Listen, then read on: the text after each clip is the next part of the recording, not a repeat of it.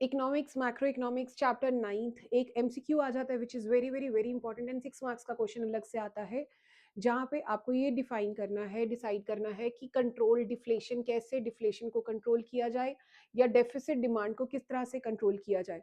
And बच्चे अक्सर confuse हो जाते हैं कि मैम यहाँ पे मिक्सर हो जाता है मॉनिटरी और फिजिकल मेजर्स में। आप लोगों ने बच्चे ध्यान रखना है जब भी आ जाए डेफिसिट डिमांड को कंट्रोल करना है, ध्यान रखना कंट्रोल किया जा रहा है, ठीक है। कंट्रोल करना या डिफ्लेशन को, डी से है डेफिसिट, डी से डिफ्लेशन।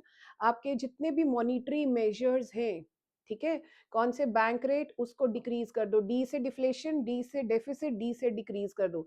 रेपो रेट को भी डिक्रीज, रिवर्स रेपो रेट को डिक्रीज, कैश रिजर्व रेशियो को डिक्रीज, स्टैट्यूटरी लिक्विडिटी रेशियो को डिक्रीज।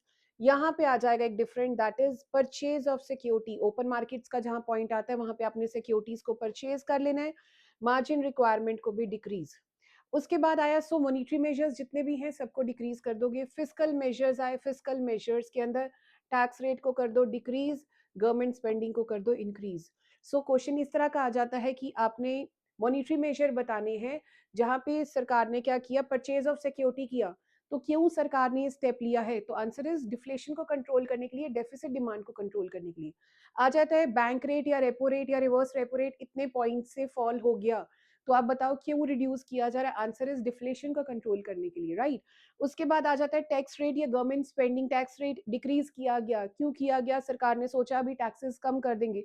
रीजन क्या है, डेफिसिट डिमांड या डिफ्लेशन को कंट्रोल करने के लिए।